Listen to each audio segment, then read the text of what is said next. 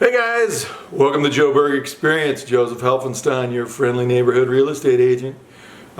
Just getting ready for Thanksgiving. It's November 11th, so it's time to start prepping things up. And one of the first things I always do is I got to bake off some cornbread for my stuffing. So I'm going to show you the little secret that I figured out to make the best cornbread stuffing. Alright guys, let's see, we're going to start off with our cornbread mix. Yes, I do make a mix. Quite honestly, I like the Famous Dave's mix. It's, I take all the crumbles out of it. It's nice and easy. In a separate bowl, I do my egg. 1/3 cup of water, 1/3 cup of milk. And I mix those up.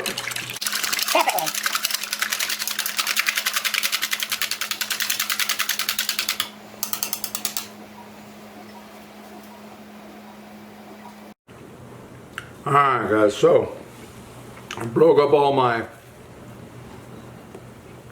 crumbs. Kind of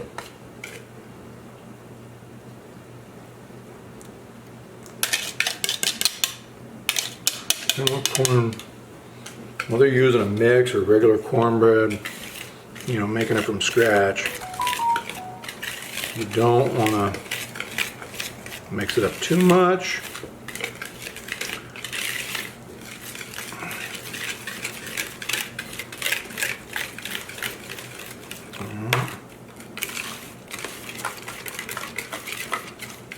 I just want to make sure that this is mixed through. We got all the dry. Just pretty much that simple, guys. It's cornbread, it ain't rocket science. Okay. So far, this all looks pretty tame. However, here comes the secret. Here is the secret. Now, I don't know if you can see this on the camera or not, but these little boogers are smoking. They are 425 degrees. They've been in there for quite some time, as you can see by what happens to the butter when we put it in there. Okay, so we're going to put a little butter in each one. Seems like it got just a little. So does that one. Try and keep my butter cold just so that I don't want my butter to cook too fast in there. But, so,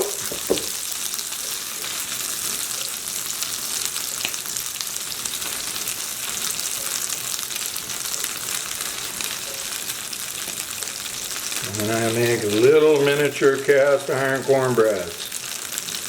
The beauty of this is, because they're so small, every chunk's got a nice piece of crust that makes it hold together in the stuffing.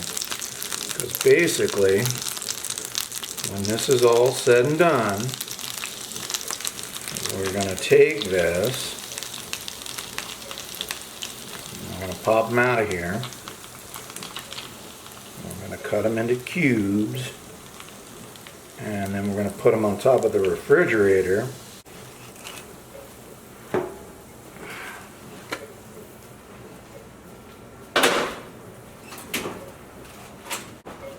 Let them go for about 15 or so minutes. You check them with a toothpick, just like normal cornbread. Other than that.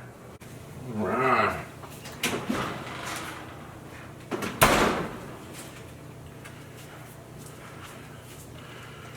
So, nice and brown, good and crusty.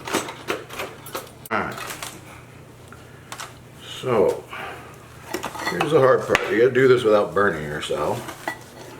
I use one of these little flat little skewers, and look at that. These pop right out. Okay. See? Nice and browned and buttery. They come right out of the pans.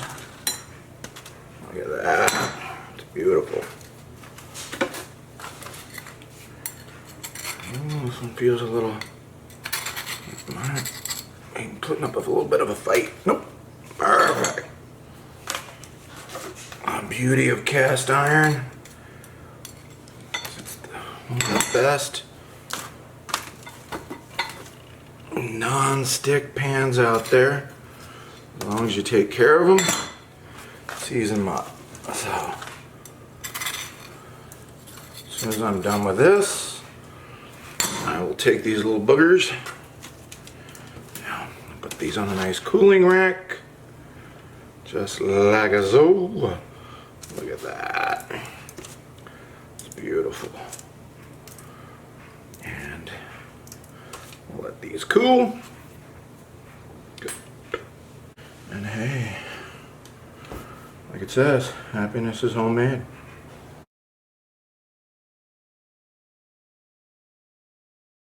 I got a couple that, of course, are sticking to the bottom. Just right there in that middle. I think that might honestly be the one thing I did kind of mess up. And I think it is always better to admit your mistakes, and that way other people can learn from them. I didn't get these pans as hot as I did on the second go around. So if you're gonna do multiple batches, give them, you know, plenty of time so that they are just smoking hot. Because I have a feeling that is why, because none of the other ones, I mean, they all just popped right out. And these ones are sticking just right in the center, which I have a feeling is because I did not let them get to the full 425 before I plonked that butter in there. And I have a feeling that that is what has affected how these are coming out. I hope you all enjoyed hanging out with me and making some cornbread muffins.